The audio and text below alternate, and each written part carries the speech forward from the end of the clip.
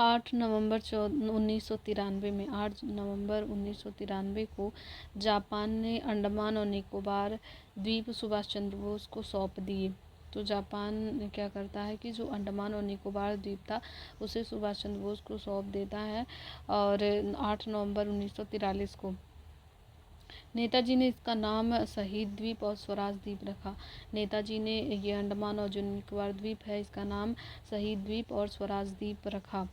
22 सितंबर 1944 को सुभाष चंद्र बोस ने शहीदी दिवस मनाया था।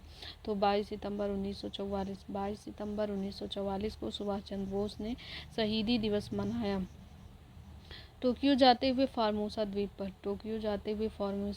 द्वीप के बाद अचानक हवाई जहाज में आग लग जाने से सुभाष चंद्र बोस 18 अगस्त 1945 को मारे गए। तो जब ये जा रहे थे फार्मोसा द्वीप के बाद अचानक हवाई अड्डे पर आग लग जाने से सुभाष चंद्र बोस 18 अगस्त 1945 को मारे गए, परंतु इस दुर्घटना को अभी तक प्रमाणित नहीं माना गया है। सुभाष चंद्र बोस का जन्म 23 जनवरी 1897 ईस्वी को कटक उड़ीसा में हुआ था। सुभाष चंद्र बोस का जन्म 23 जनवरी 1897 को और सुभाष चंद्र बोस का जन्म 23 जनवरी 1897 को कटक उड़ीसा में हुआ था और डेट है 23 जनवरी 1897। आज़ाद हिंद फौज के गिरफ्तार अधिकारी पीके सहगल, कर्नल गुरदयाल सिंह ढिल्लन और मेजर शहनवाज खान पर राजद्रोह का आरोप लगाकर दिल्ली के लाल किले पर नवंबर 1945 ईस्वी में मुकदमा चलाया गया। तो क्या हुआ कि जब ये सुभाष चंद्र बोस की यहाँ दुर्घटना हो जाती है उसके बाद आज़ाद हिंद फौज जो होता है, तो आज़ाद हिंद फौज जो है उसके जो अधिकारी होते हैं जैसे पीके सहगल, जो मेन अधिकारी होते हैं पीके सहगल, कर्नल गुरदयाल ढिल्लन और मेजर शहनवाज खान, तो इन पर राजद्रोह का आरोप लगा करके इन्हें दिल्ली के लाल किले में नवंबर 1945 में मुकदमा चलाया जाता है। दिल्ली के लाल किले पर मुकदमा चलाया जाता है। वायसराय ने इसकी सज़ा माफ़ कर दी। लोगों ने इसका विरोध किया तो वायसराय ने इसकी सज़ा माफ़ कर दी। आज़ाद हिंद फौज के अभियुक्तों की तरफ से अरोड़ा आसफ अली, तो आज़ाद हिंद फौज के जो अभियुक्त थे अभियुक्तों की तरफ से अरोड़ा आसफ अली, तेज बहादुर सप्रू, जवाहरलाल नेहरू, भूला भाई देसाई नेतृत्व कर रहे थे और के.एन. काटजू ये जो है पैरवी कर रहे थे। तो आज़ाद हिंद फौज के अभियुक्तों की तरफ से अरोड़ा आसफ अली थे। जो आज़ाद हिंद फौज के अभियुक्त मतलब ये पीके सहगल और कर्नल गुरदयाल सिंह ढिल्लन और मेजर शहनवाज खान और जो बहुत लोग थे, और इन जो उसमें जिनको आरोप लगा करके दिल्ली के लाल किले में रखा गया था, मुकदमा चलाया गया था, तो इनकी तरफ से अरोड़ा आसफ अली थी और तेज बहादुर सप्रू थे, जवाहरलाल नेहरू थे, भूला भाई देसाई नेतृत्व कर रहे थे और के.एन. काटजू इसकी पैरवी कर रहे थे। के.एन. काटजू इनकी जो है पैरवी कर रहे थे। कराची में 20 फरवरी 1946 को वायुसेना के कुछ सैनिकों ने ब्रिटिश सरकार के विरुद्ध हड़ताल कर दी। तो कराची में क्या होता है कि 20 फरवरी 1946 को वायुसेना के कुछ सैनिकों ने ब्रिटिश सरकार के विरुद्ध हड़ताल कर दी। बम्बई, लाहौर, दिल्ली में भी यह शीघ्र ही फैल गया। तो बम्बई, लाहौर, दिल्ली में यह शीघ्र ही फैल गया। तो ये जो कराची में हुआ था, हड़ताल हुआ था, तो यह बम्बई में, लाहौर में, दिल्ली में ही शीघ्र फैल गया। इसमें लगभग 5200 सैनिकों ने भाग लिया। इसकी प्रमुख मांग थी कि भारतीय और अंग्रेज सैनिकों में बराबरी का व्यवहार किया जाए। तो कराची में जो ये हड़ताल हुई थी 20 फरवरी 1946 को, इसका मुख्य उद्देश्य था कि जो भारतीय और अंग्रेज सैनिक हैं उनमें बराबरी का व्यवहार किया जाए, ना कि अंग्रेज़ों को अधिक सुविधाएं दी जाए, उनके साथ अच्छा व्यवहार किया जाए, और जो भारतीय सैनिक हैं उनको जो अंग्रेज़ों सैनिकों की अपेक्षा कम सुविधाएं दी जाए, उनके साथ अच्छा व्यवहार न किया जाए। तो इसीलिए कि दोनों बराबर रहें, चाहे वो भारतीय सैनिक हो चाहे वो अंग्रेज़ सैनिक हो, तो उनके साथ बराबरी का व्यवहार हो। इसीलिए कराची में 20 फरवरी 1946 को वायुसेना के कुछ सैनिकों ने ब्रिटिश सरकार के विरुद्ध हड़ताल कर दी थी। शाही नौसेना का विद्रोह, रॉयल इंडियन नेवी के विद्रोह की शुरुआत जो इंडियन नेवी की नौसेना है, ये इंडियन नेवी की विद्रोह होती है 18 फरवरी को हुई, जब बम्बई में HMIS तलवार के 1100 नाविकों ने नस्लबंदी भेदभाव और ख़राब भोजन के प्रतिवाद में हड़ताल कर दिया। तो इसमें जो नस्लवादी भेदभाव किया गया, और ये जो कौन सी तलवार थी, बम्बई में जो HMIS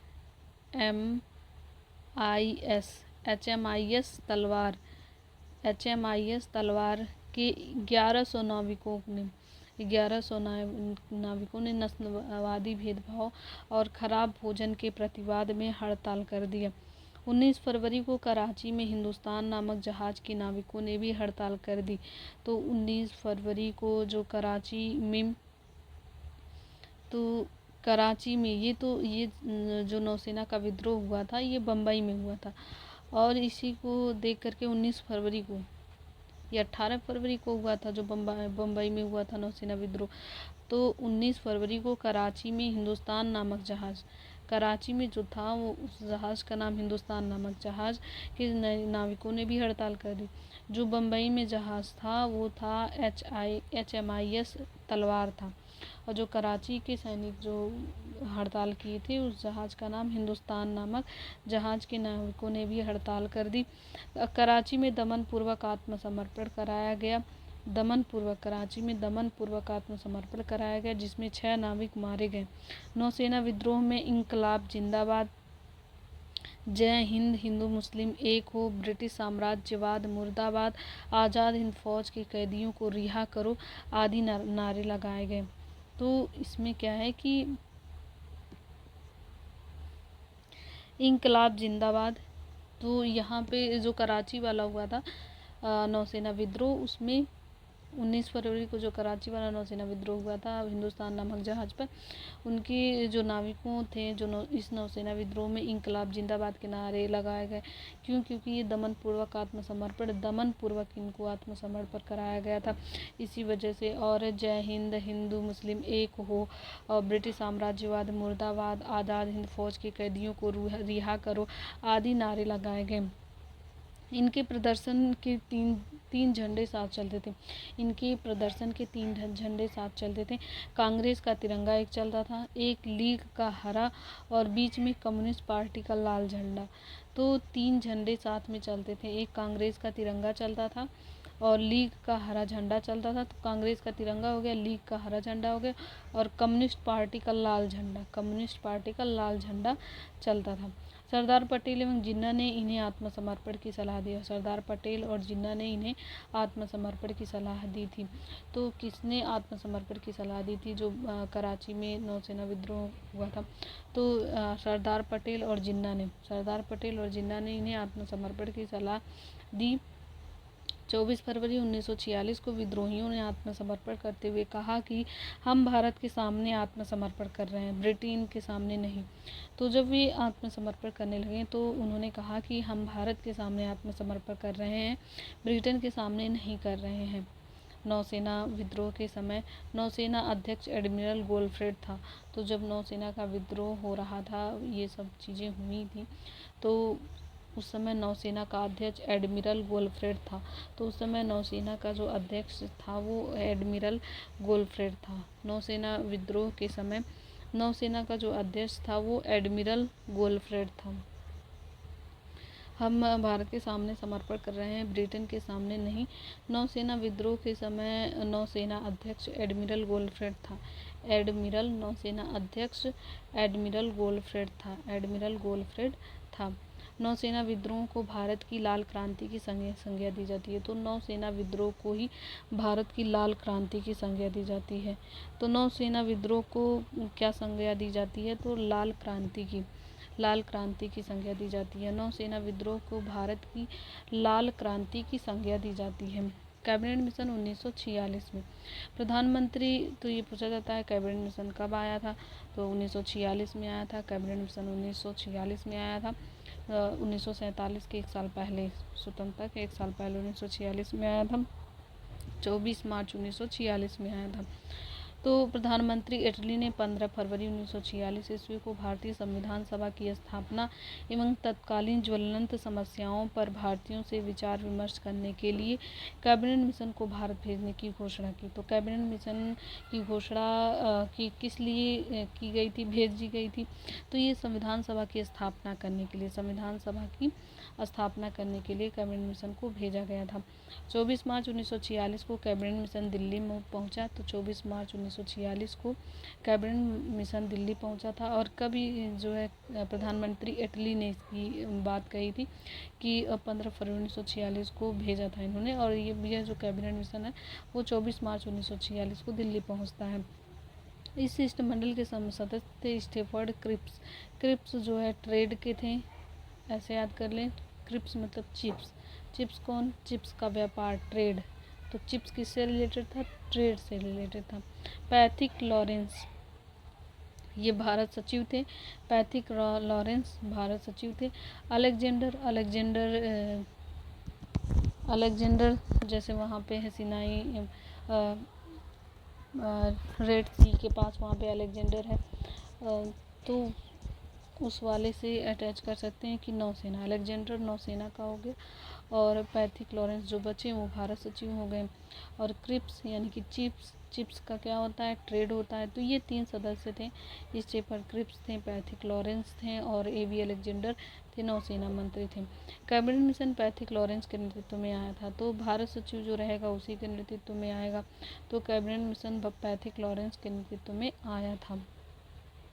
पैथिक लॉरेंस के नेतृत्व में कैबिनेट मिशन आया था। कैबिनेट मिशन योजना को मुस्लिम लीग ने 6 जून 1946 को और कांग्रेस ने 25 जून 1946 को स्वीकार कर लिया। कैबिनेट मिशन योजना को मुस्लिम लीग ने 6 जून 1946 को स्वीकार किया था और कांग्रेस ने 25 जून को स्वीकार। 23 मार्च को ये आया था, 24 मार्च 1946 को कैबिनेट मिशन आया था। और 6 जून 1946 को मुस्लिम लीग ने इसे स्वीकार किया। 25 जून 1946 को कांग्रेस ने इसे स्वीकार कर लिया। कैबिनेट मिशन योजना को स्वीकार करने के पश्चात संविधान सभा के निर्माण के लिए हुए चुनाव जुलाई 1946 में कांग्रेस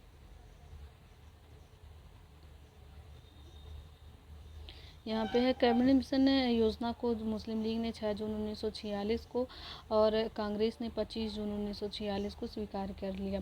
कैबिनेट मिशन योजना को स्वीकार किए जाने के पश्चात संविधान सभा के निर्माणों के लिए हुए चुनाव जुलाई 1946 में कांग्रेस ने 214 सामान्य स्थानों में से 205 स्थान प्राप्त किए। तो ये जो चुनाव होता है जुलाई 1946 में चुनाव होता है कैबिनेट मिशन योजना को स्वीकार करने के पश्चात संविधान सभा के निर्माण करने के लिए चुनाव होता है। और जुलाई 1946 में चुनाव होता है। तो ये पूछा जाता है किस महीने में चुनाव होता है? जुलाई में और 1946 में होता है। कांग्रेस ने 214 स्थानों में से 205 स्थान प्राप्त किए। तो कुल 214 स्थान थे, उसमें से 205 स्थान कांग्रेस ने प्राप्त किया और 78 स्थान मुस्लिम लीग ने प्राप्त किया और 73 स्थान 214 स्थान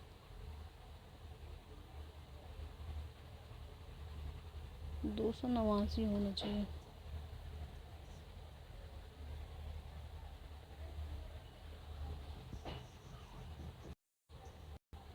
214 स्थानों में से 205 स्थान प्राप्त किए और मुस्लिम लीग ने 78 स्थान और 214 में से 205 स्थान कांग्रेस ने प्राप्त किए और 78 में से 73 स्थान इसने प्राप्त किए थे मुस्लिम लीग ने। कांग्रेस को 4 सिख सदस्यों का भी समर्थन प्राप्त था। तो जो कांग्रेस था उसे 4 सिख सदस्यों का भी समर्थन प्राप्त था। मुस्लिम लीग ने 16 अगस्त 1946 को सीधी अथवा प्रत्यक्ष कार्रवाई दिवस डायरेक्ट एक्शन डे मनाया था। तो डायरेक्ट एक्शन डे किसने मनाया था? मुस्लिम लीग ने मनाया था। कब मनाया था? 16 अगस्त 1946 को मनाए थे। 16 अगस्त 1946 को सीधी कार्रवाई या प्रत्यक्ष कार्रवाई दिवस मनाया गया। सर्वप्रथम प्रत्यक्ष कार्रवाई दिवस कलकत्ता में मनाया गया। तो सर्वप्रथम प्रत्यक्ष कार्यवाही दिवस कब मनाया गया था? यह जो है सर्वप्रथम प्रत्यक्ष कार्यवाही दिवस कलकत्ता में मनाया गया था। उस समय बंगाल में मुस्लिम लीग की सरकार थी। बंगाल के मुख्यमंत्री शहीद सोहरावर्दी, एक बार फिर से देख लेते हैं कि प्रत्यक्ष कार्यवाही दिवस किसके अगेंस्ट में हुआ था। तो यहाँ पे जब ये 6 जून 1946 को मुस्लिम लीग स्वीकार कर लेती है, 25 जून 1946 को कांग्रेस स्वीकार कर लेती है, लेकिन जब इनको सीटें कम मिलती हैं तो ये हिंदू सीटें ज़्यादा होने की वजह से मुस्लिम लीग 16 अगस्त 1946 को सीधी या प्रत्यक्ष कार्यवाही दिवस मनाती है। और प्रत्यक्ष कार्यवाही दिवस यह जो मनाती है वो कलकत्ता में मनाती है। उस समय बंगाल में मुस्लिम लीग की सरकार थी, और बंगाल में उस समय मुस्लिम लीग की सरकार थी, और बंगाल के मुख्यमंत्री शहीद सोहरावर्दी थे। तो बंगाल के मुख्यमंत्री सोहरावर्दी थे। प्रत्यक्ष कार्यवाही दिवस के परिणाम स्वरूप बंगाल, बिहार और पंजाब में भयंकर हिंदू मुस्लिम दंगे हुए। तो प्रत्यक्ष कार्यवाही दिवस जो मनाया गया था, तो इसी के परिणाम स्वरूप बंगाल में, बिहार में और पंजाब में भयंकर हिंदू मुस्लिम दंगे हुए थे। बंगाल में और पंजाब में भयंकर हिंदू मुस्लिम दंगे हुए। 3 जून 1947 ईस्वी को भारत विभाजन की माउंटबेटन योजना प्रकाशित की गई। 3 जून 1947 को भारत विभाजन की माउंटबेटन योजना प्रकाशित की गई, जिसे कार्य समिति की 3 जून 1947 ईस्वी की बैठक स्वीकार कर लिया। तो भारत विभाजन की, तो माउंटबेटन योजना किस लिए आई थी? भारत के विभाजन से रिलेटेड है। तो जो माउंटबेटन योजना थी वो भारत के विभाजन से रिलेटेड है। यह माउंटबेटन योजना कब आई थी? 3 जून 1947 को आई थी। 3 जून 1947 को आई थी। 3 जून 1947 को आई थी माउंटबेटन योजना। और फिर उसके बाद कार्यकारी समिति की 3 जून 1947 ईस्वी की बैठक को स्वीकार कर लिया। 14 जून 1947 को कांग्रेस कार्य समिति की बैठक में गोविंद वल्लभ पंत ने देश के विभाजन की माउंटबेटन योजना को स्वीकार करने का प्रस्ताव पेश किया। तो जो 3 जून 1947 को माउंटबेटन योजना आई थी, उसको 14 जून 1947 को जो कांग्रेस कार्य समिति की जब बैठक होती है, तो उसमें गोविंद वल्लभ पंत ने जो भारत के विभाजन का प्रस्ताव पेश किया। अबुल कलाम आज़ाद ने इसका समर्थन किया, जो बंटवारे का विरोध करते आ रहे थे। अबुल कलाम आज़ाद पहले बंटवारे का विरोध करते आ रहे थे, लेकिन अब जो है अबुल कलाम आज़ाद ने इसका समर्थन किया।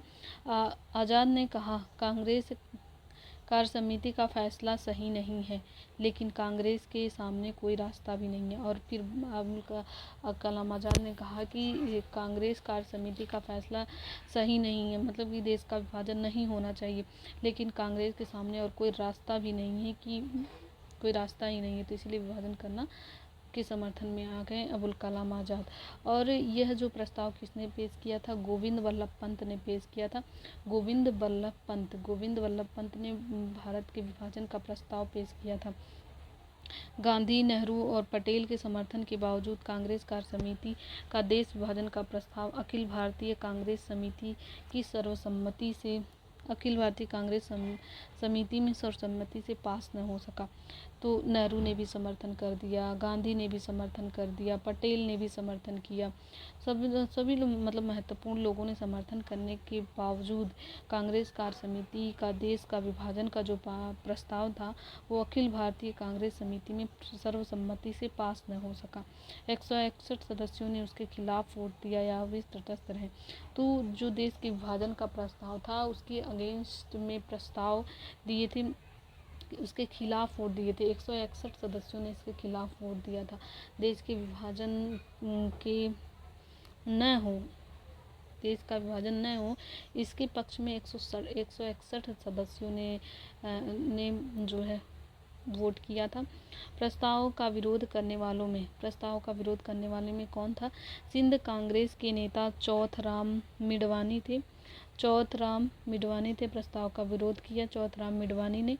पंजाब कांग्रेस के अध्यक्ष डॉक्टर किचलू, पुरुषोत्तम दास टंडन, मौलाना हफीजुर रहमान आदि थे जिन्होंने प्रस्ताव का विरोध कर रहे थे। तो प्रस्ताव का विरोध किसने किया था? और चौथराम मिडवानी ने किया था। प्रस्ताव का विरोध करने वाले कौन से नेता थे? चौथराम मिडवानी थे। पंजाब कांग्रेस के अध्यक्ष डॉक्टर किचलू थे। प्रस्ताव का विरोध करने वालों में कौन था? चौथराम मिडवानी थे और पंजाब कांग्रेस के अध्यक्ष डॉक्टर किचलू थे। पुरुषोत्तम दास टंडन थे। मौलाना हफीजुर रहमान थे। मुस्लिम लीग की काउंसिल की बैठक माउंटबेटन योजना पर विचार करने के लिए 10 जून 1947 को नई दिल्ली में बुलाई गई। मुस्लिम लीग की काउंसिल की बैठक माउंटबेटन योजना पर विचार करने के लिए 10 जून 1947 को नई दिल्ली में बुलाई गई और लीग ने भारी बहुमत से इस योजना को स्वीकार किया। लीग की बैठक में उपस्थित 400 सदस्यों में से 10 सदस्यों ने इसका विरोध किया। तो लीग की बैठक में जो 400 सदस्यों में से 10 सदस्यों ने इसका विरोध किया। लीग की बैठक में 400 सदस्यों में से 10 सदस्यों ने इसका विरोध किया। 10 जुलाई 1947 को ब्रिटिश संसद में भारतीय स्वाधीनता विधेयक पेश किया गया। तो भारतीय स्वाधीनता विधेयक कब पेश किया गया? 4 जुलाई 1947 को 4 जुलाई 1947 को भारतीय स्वाधीनता विधेयक पेश किया गया। 15 जुलाई को बिना किसी संशोधन के हाउस ऑफ कॉमन्स द्वारा 16 जुलाई को हाउस ऑफ लॉर्ड द्वारा पास कर दिया गया। तो 4 जुलाई 1947 को भारतीय स्वाधीनता विधेयक पेश किया गया था। तो भारतीय स्वाधीनता विधेयक कब पेश किया गया था? 4 जुलाई 1947 को 15 जुलाई को बिना किसी संशोधन के हाउस ऑफ कॉमन्स में पास हुआ। 16 जुलाई को हाउस ऑफ लॉर्ड में पास कर दिया गया। 15 जुलाई को हाउस ऑफ कॉमन में और 16 जुलाई को हाउस ऑफ लॉर्ड में पास कर दिया गया। फिर 18 जुलाई 1947 को उस पर ब्रिटिश सम्राट के हस्ताक्षर हो गए। तो भारतीय स्वाधीनता विधेयक है वो 4 जुलाई 1947 को ब्रिटिश संसद में पेश किया गया। 4 जुलाई 1947। तो ये याद रखना है कि 4 जुलाई 1947 के दिन ब्रिटिश संसद में भारतीय स्वाधीनता विधेयक पेश किया गया। 15 जुलाई को हाउस ऑफ कॉमन्स ने अपनी पास कर दिया। 15 जुलाई को हाउस ऑफ कॉमन्स ने पास किया। 16 जुलाई को हाउस ऑफ लॉर्ड ने पास किया और 18 जुलाई को ब्रिटेन के सम्राट ने हस्ताक्षर किए और 18 जुलाई 1947 को उस पर ब्रिटिश साम्राज्य के हस्ताक्षर हो गए। इसके अनुसार देश को 15 अगस्त 1947 को 2 डोमिनियन भारत और पाकिस्तान में बांट दिया गया और जो हस्ताक्षर हुए इसके अनुसार देश को 15 अगस्त 1947 को 2 डोमिनियन भारत और पाकिस्तान में बांट दिया गया। दोनों डोमिनियन को पूर्ण स्वतंत्रता और प्रभुसत्ता सौंप दी गई। दोनों डोमिनियन को पूर्ण स्वतंत्रता और प्रभुसत्ता सौंप दी जाएगी। 14 अगस्त को पाकिस्तान अधिराज्य और 15 अगस्त को भारतीय अधिराज्य की स्थापना होगी। 14 अगस्त को पाकिस्तान अधिराज्य की स्थापना होगी और 15 अगस्त को भारतीय अधिराज्य की स्थापना होगी। तो भारतीय स्वाधीनता विधेयक कब पेश किया गया था? 14 जुलाई 1947 को ब्रिटिश संसद में पेश किया गया। 4 जुलाई 1947 को 4 जुलाई 1947 को ब्रिटिश संसद में पेश किया गया।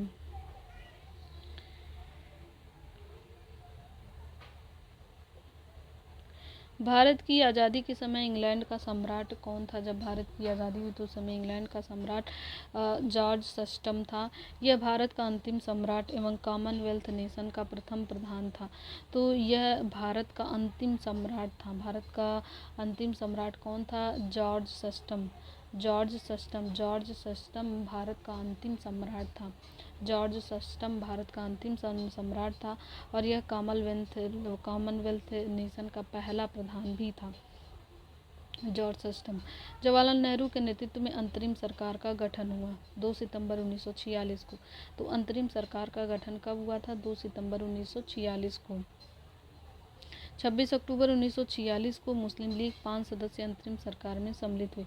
26 अक्टूबर 1946 को मुस्लिम लीग के 5 सदस्य अंतरिम सरकार में सम्मिलित हुई। मुस्लिम लीग के 5 सदस्य अंतरिम सरकार में सम्मिलित हुई। तो अंतरिम सरकार का गठन कब किया गया था? 2 सितंबर 1946 को। 2 सितंबर 1946 को अंतरिम सरकार का गठन किया गया। 27 मार्च 1947 को मुस्लिम लीग ने पाकिस्तान दिवस के रूप में मनाया। तो कब पाकिस्तान दिवस के रूप में मनाया? 27 मार्च 1947। 27 मार्च 1947 को मुस्लिम लीग ने पाकिस्तान दिवस के रूप में मनाया। 27 मार्च 1947 और 2 सितंबर 1946 को अंतरिम सरकार का गठन किया गया। 2 सितंबर 1946 को अंतरिम सरकार का गठन किया गया। और 27 मार्च 1947 को पाकिस्तान दिवस मनाया गया। और फिर स्वतंत्रता प्राप्ति के समय कांग्रेस का अध्यक्ष, स्वतंत्रता की जब प्राप्ति हो रही थी तो कांग्रेस के अध्यक्ष JB कृपलानी थे और ब्रिटेन के प्रधानमंत्री क्लीमेंट एटली थे। तो ये एक चीज़ इम्पॉर्टेंट है कि जब भारत की स्वतंत्रता हो रही थी तो उस समय इंग्लैंड के प्रधानमंत्री एटली थे और सम्राट जॉर्ज सस्टम थे। इंग्लैंड के प्रधानमंत्री एटली थे और सम्राट जॉर्ज सस्टम थे। और कांग्रेस के अध्यक्ष JB कृपलानी थे। भगत सिंह के विरुद्ध मुखबरी करने के कारण फणींद्र घोष की हत्या बैकुंठ शुक्ल ने की थी। तो भगत सिंह के विरुद्ध मुखबरी उन्होंने किया था, फणींद्र घोष ने किया था। भगत सिंह के विरुद्ध मुखबरी फणींद्र घोष ने किया था, इसीलिए बैकुंठ शुक्ल ने इनकी हत्या कर दी थी। इसीलिए बैकुंठ शुक्ल ने फणींद्र घोष की हत्या कर दी थी। महात्मा गांधी द्वारा स्थापित हरिजन सेवक संघ का संस्थापक अध्यक्ष घनश्याम दास बिरला थे। महात्मा गांधी जी ने जो हरिजन सेवक संघ की स्थापना की थी, इसके अध्यक्ष घनश्याम दास बिरला थे। महात्मा गांधी द्वारा स्थापित जो हरिजन सेवक संघ है इसके संस्थापक अध्यक्ष घनश्याम दास बिरला थे। बांटो और छोड़ो का नारा लीग ने दिसंबर 1943 ईस्वी के कराची अधिवेशन में दिया था। बांटो और छोड़ो का नारा किसने दिया था? मुस्लिम लीग ने दिया था दिसंबर 1943 में। बांटो और छोड़ो का नारा मुस्लिम लीग ने दिया था, दिसंबर 1943 में दिया था। कांग्रेस के प्रथम अध्यक्ष कौन थे? जॉर्ज यूले थे। कांग्रेस के प्रथम ब्रिटिश अध्यक्ष कौन थे? तो जॉर्ज यूले थे। कांग्रेस के प्रथम ब्रिटिश अध्यक्ष कौन थे? जॉर्ज यूल थे। मैं देश की बालू से ही कांग्रेस से भी बड़ा आंदोलन खड़ा कर दूंगा, यह बात महात्मा गांधी ने कहा था। मैं देश की बालू से ही कांग्रेस से भी बड़ा आंदोलन खड़ा कर सकता हूँ, यह बात महात्मा गांधी ने कहा था।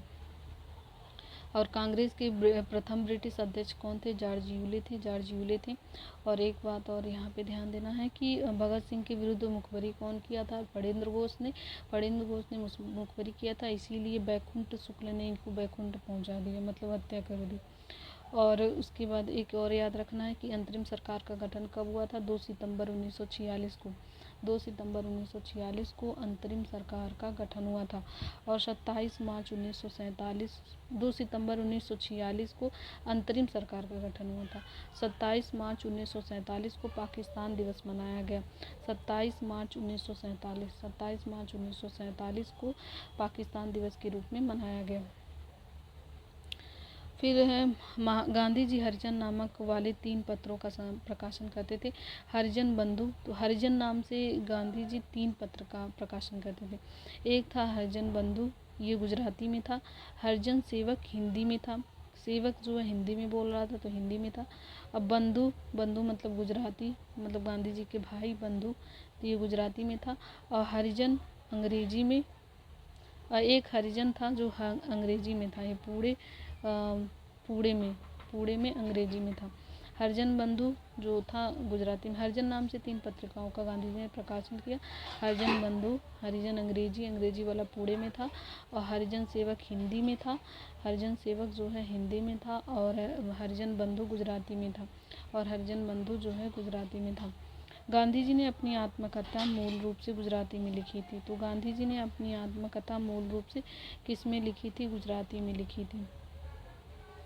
गांधी जी ने अपनी आत्मकथा मूल रूप से किस में लिखी थी? गुजराती में लिखी थी। हिंदू स्वराज को भी गांधी जी ने गुजराती में लिखी थी। जो हिंद स्वराज है उसको भी गांधी जी ने गुजराती में लिखा था। गांधी जी ने अपनी आत्मकथा मूल रूप से किस में लिखी थी? गुजराती में लिखी थी। गांधी जी ने अपनी आत्मकथा मूल रूप से किस में लिखी थी? गुजराती में लिखी थी। गुजराती में लिखी थी। हिंदू स्वराज को भी गांधी जी ने गुजराती में लिखा था। जो हिंद स्वराज है इसे भी गांधी जी ने गुजराती में लिखा था। गांधी जी ने अपनी आत्मकथा गुजराती में लिखी थी। हिंद स्वराज को भी गांधी जी ने गुजराती में लिखा था, और हिंद स्वराज को भी गांधी जी ने गुजराती में लिखा था।